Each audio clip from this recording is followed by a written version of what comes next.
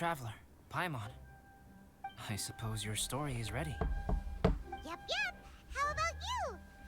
Do you need some more time? No need. I am also ready to tell my story. Paimon calls dibs. Paimon first! Please, go ahead. Okay, here goes. Once upon a time, there was an evil researcher who went into the mountains and did a crazy experiment on whopper flowers to transform their appearance. After a lot of pain and suffering, the whopper flowers finally took on a human form. Then, they stood by the side of the mountain to wait for unsuspecting bypassers. To whoever spoke to them, they would ask some questions such as, "Who am I? Who are you?" If the bypasser got the wrong answer, the last sound they'd make would be a yelp before the whopper flower ate them alive in one bite. So, an urban Truly legend. frightening. So, Paimon made an urban legend. Yes, Paimon is truly Oh gosh, not even the option to pick on Paimon. Just default pick on Paimon. What the? You two aren't scared at all! Maybe I'm just tough, I don't know. Don't go nitpicking, okay? If you didn't like the story, go write your own! Oh, in that case, I would add some horror elements in. After the wildflowers ate somebody, they turn into them! In other words, the whopper flowers would ambush and then completely replace their victims. And then adopt their newfound identity. And then what? Go back to where the person lives? Enter their home? Eat their whole family? Paimon made up this story, but now Paimon's the one who's scared by it. It's a good story. May I write it down? I may bring it up in future conversations. What for? Just to scare people with? Yes. You've got a real mean streak, Albedo. So, what's your story? Mine is a little longer than yours. It starts with an alchemist. A great alchemist once created Subject 1. Subject 1 was her proudest achievement, and successfully blended into human society. No one ever would have thought that this friend of theirs was in fact a synthetic human. However, unbeknownst to Subject 1, the alchemist had tried the same experiment many times before he had come into being. Then why is it Subject 1? Some of the rejects from failed experiments had been discarded, but had not died. Subject 2 was one such failed experiment. He was swallowed by a great dragon that came to rest upon a snow-swept mountain. Many years later, he was resurrected by the dragon's mysterious power. He saw all kinds of people on the mountain, including Subject 1, who had somehow miraculously blended in among them. Never in Subject 2's wildest imagination had he thought it possible for experimental life forms such as they to deceive everyone so successfully. He saw the way humans accepted Subject 1 as a friend, witnessed their affection as they addressed him by name. This was what Subject 2 wanted. Now, all that Subject 2 desired was to replace Subject 1 and take the joy of his existence for himself. This is giving Paimon the chills. So scary. Subject 2 began to unfold his plan. He stole Subject 1's books and notes, and studied all that Subject 1 had learned from the alchemist. Subject 2 was highly intelligent, and he learned quickly. He changed his face into an exact replica of Subject 1's face. Then, he found a plant with mimicry capabilities, and transformed it using dragon blood and alchemy. Hold up! Are you implying what I think you're implying, good sir? And so, not only did Subject 2 transform his own appearance to perfectly match that of Subject 1, he also created a third entity, Subject 3. What? But Subject 2 wanted to become a perfected human. So, he erased a mark in both his and Subject 3's necks. For these marks were symbols of imperfection. He purposely erased it? In my view, it was probably a subconscious act, an instinct. He so desperately craved to become a perfect human being that he forgot something. Human beings are defined by their flaws. Subject 2's plan was meticulously crafted. Subject 3 would draw Subject 1's attention. After Subject 1 disposed of Subject 3, he would assume the threat had now disappeared and would let his guard down. The next moment that Subject 1 was alone, Subject 2 would make his move. He would eliminate Subject 1 and become the only one remaining. He would secretly replace the Subject 1 of everyone's memories and inherit his identity, residence, clothing, sword, name, and friends. People would have no idea that the individual they knew had become somebody else from one day to the next. This is way too scary. Paimon's never gonna be able to trust anyone again. But just before Subject 2 could carry out his plan, a unique stranger entered the mix. Subject 2 tried to make contact with this person, but found that they could somehow sense he was different from Subject 1.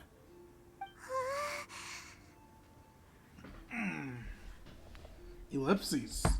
What's wrong? Are you scared? What happened then? What happened to the stranger? He became a new stage in Subject 2's plan. One more person that Subject 2 had to dispose of. It's as if there were 3 identical roses in the garden. Only one of the 3 was a fine specimen, while the other 2 were defective specimens that bore poisonous thorns. In all the world, only the gardener who tended to them could tell which was the good specimen. People do not like poisonous plants. Only a perfect rose can fetch a high price. If the inferior specimens wanted to conceal the fact of their worthlessness, they would have to take the gardener out of the picture, using their poisonous thorns. This is exactly what Subject 2 was thinking. So, he hid in the shadows and waited patiently. Maybe soon, he would get his chance to become truly human. This is not just a story. There are real events. Albedo's trying to tell me the cruel and unbelievable truth.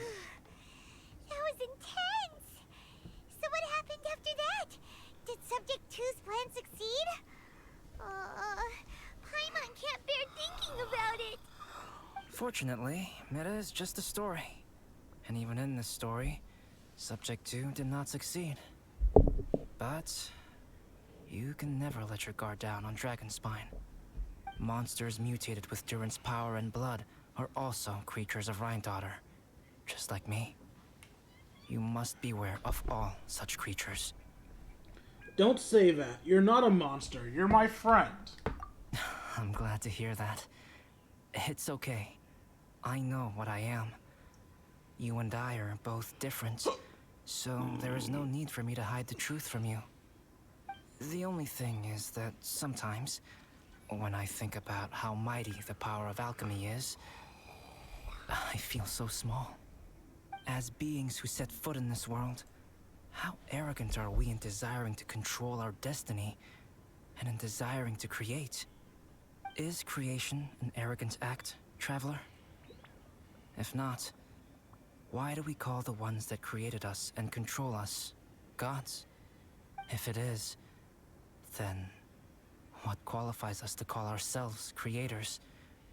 How far must we take our reverence and respect, and what purpose does it serve?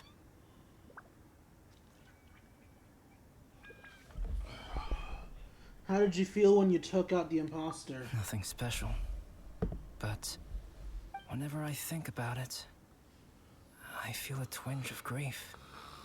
Poor Albedo. Hello? Traveler, are you here? Miani? Is that Amber? That is in fact an Thought amber. we might find you here. We're And here to Eula. deliver a message from Cyrus. There's gonna be a big event down at the base camp, and they want you there too, Traveler. Winter camp is nearing its end.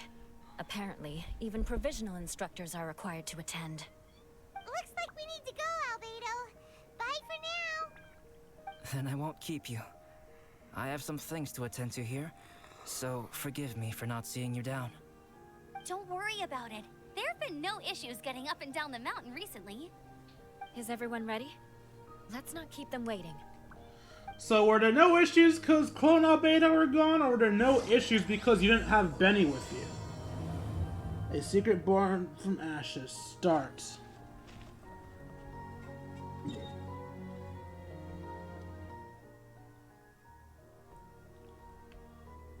So that entire first cutscene didn't count as part of the story, really?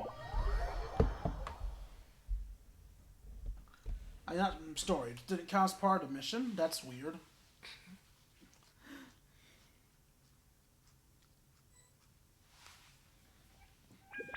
Okay.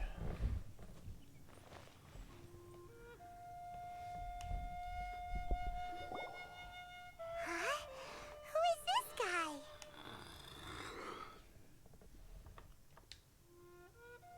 Is he Joel's father? Allow me to introduce Yozerv. He's Joel's father. Alright, no the fuck he isn't. No he isn't. Joel's father is dead. I do not remember how I know this, but I am pretty fucking sure Joel's father is dead. That is an imposter. Dad, this is that traveler I was telling you about. The traveler's helped me out loads in the past, and this time we even built a snowman together. Joel has told me everything about you. I can't thank you enough.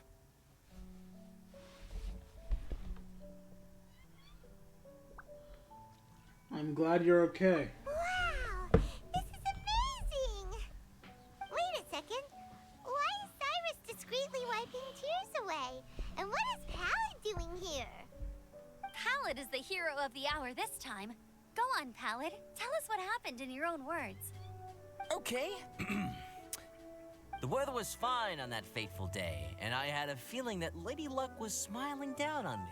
Pallid, So really? I trusted my gut and set off to explore somewhere new, somewhere dangerous. Because where there is great danger, there is also great treasure. And Reckless Pallid. Why does this sound so hard to believe?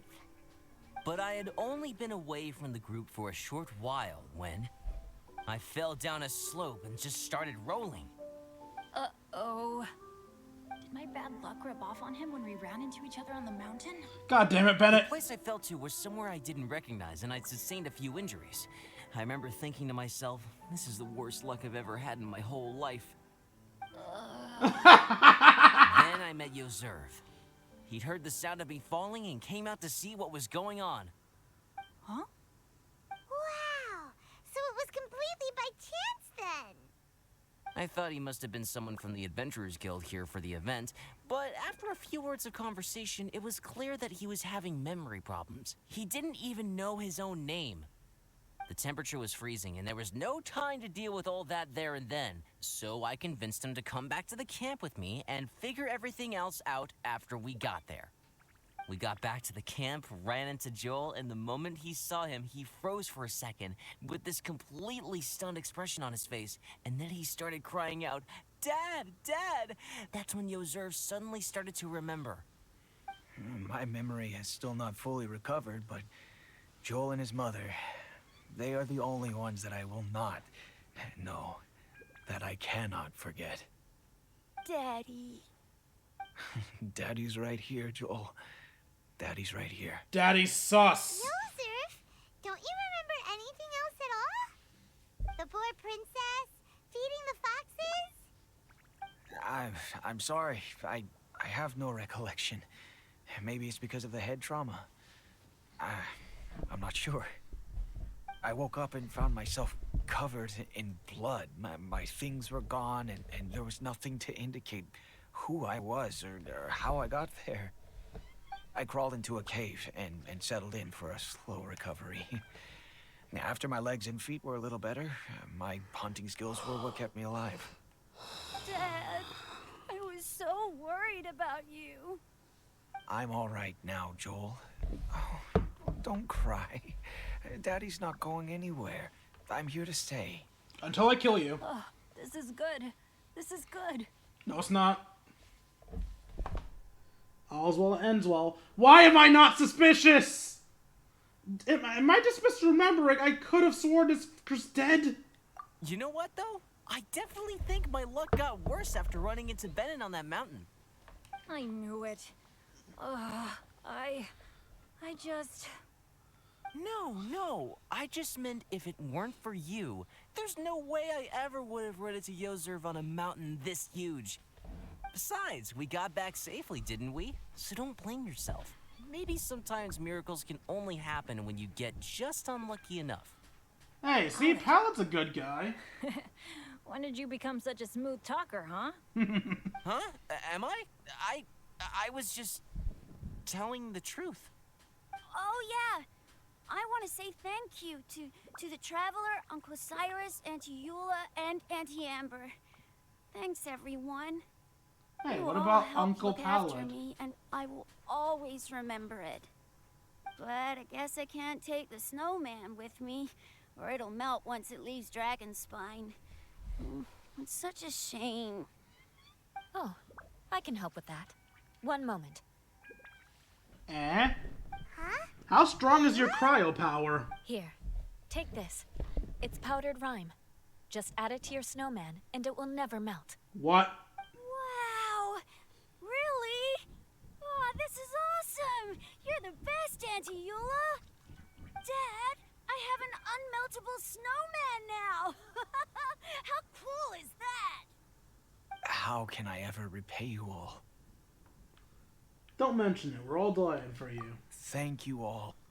Thank you from the bottom of my heart.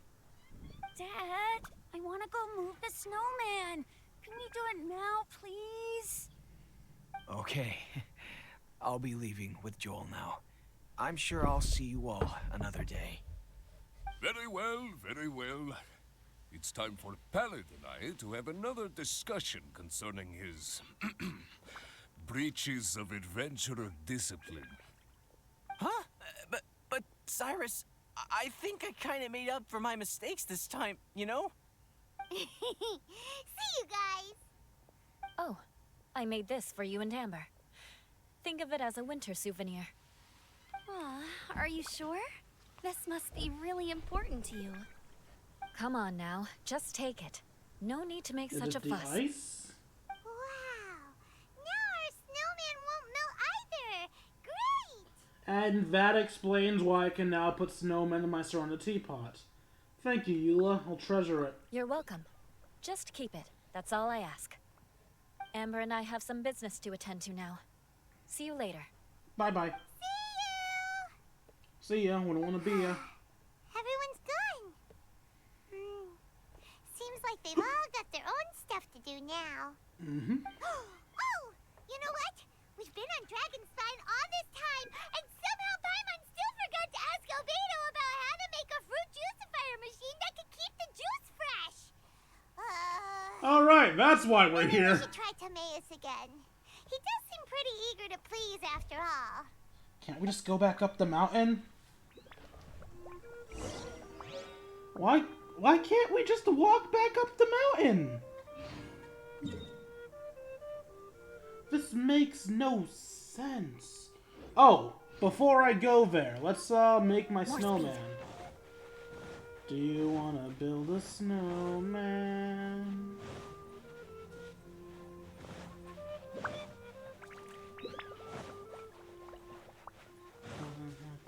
Oh, wait, no, I'm in the middle of the quest. I haven't unlocked the last snowman yet. Because, for anybody who's wondering, you can make 4 snowmen there. You have to complete the part 3 of the quest to unlock the 4th snowman. So once this is done, I should unlock a pile of snow to build a snowman with.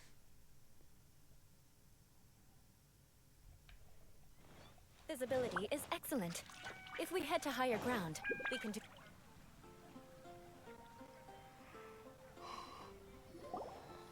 Timaeus! Tommy! Traveler and Paimon, what can I do for you? Wait a minute. You've got that mischievous look on your face. Oh, you're not still thinking about that ridiculous juicer thing, are you?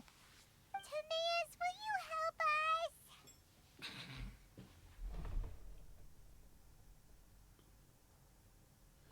us? There's no us in this situation, Paimon. I really have no stake in this either way. Well, if the Traveler isn't really interested, then, yeah, maybe I'll give this one a pass. It's just the weirdest request ever. No, but Paimon's Sunsetias are gonna go to waste without it. And the time it would take me to research something like that, I could probably pick those Sunsetias again 10 times over. New research project, Timaeus?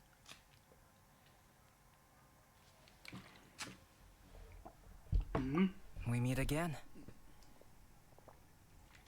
Oh, Albedo, thank goodness. So the situation is, Paimon wants a machine that can turn fruit into juice and keep the juice fresh. I mean, surely it's... Majorly important, that's what it is.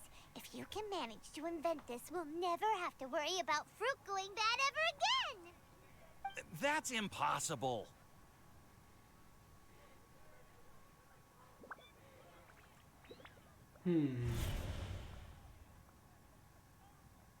Oh! The one that turned away from us was Albedo. Well, not Albedo, clone. Wait, his neck. Turning fruit into juice is not hard, but keeping it fresh is more difficult. But if you simply want to keep the fruit from rotting, there are many ways to achieve this. Right, Traveler? Yeah, he has the star thing. Nyani? The mark is back. Is this a prank? What about his neck? What's wrong? Is there something on my neck? Alright, so that confirms that a lot of times when there's the two things, they are the same statement. But why am I surprised that the mark's back? We saw Albedo at the mountain and he had the mark. We know that this means the real Albedo. Why are we assuming this is another clone Albedo? Am I missing something? Am I the dumbass? No, it's fine. From the look on your face, it's as if you thought I just played a practical joke on you that was in exceedingly poor taste. So it was a prank? Albedo, you were saying, how do you stop fruit from going bad?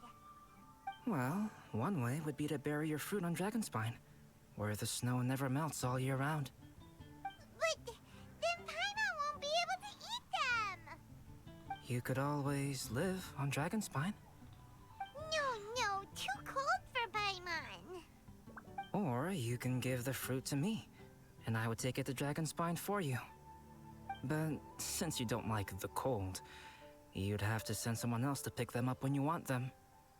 This is where you come in, Traveler. Suddenly sounds a lot more feasible with other people doing all the work. Okay then, shall we go with that idea? Fruit buried on Dragonspine will stay fresh for much longer. However, it is also possible that the fruit will sprout and grow into fruit trees. Who knows? Maybe the next time you visit, it will have grown into an orchard. You can water the trees, add fertilizer, and when they finally bear fruit, you will have some fresh Sunsetias. No way! Then Paimon will have to be a gardener. That's not the goal here. Oh? Well, I don't think being a gardener is so bad. Nyani? A gardener? I didn't expect Albedo to joke about this. Doesn't he care about what the mark Albedo, means? stop trying to get your hands on Paimon's super sweet Sunsetias! It bothers you, does it?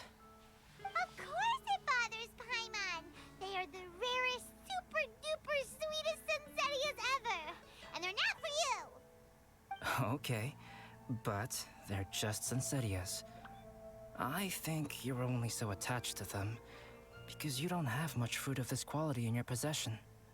When someone's pockets are full and their spirit is fulfilled, They don't easily fall prey to this kind of yearning. Really? Dark. I see. That makes a lot of sense. Really? That was it? Alright.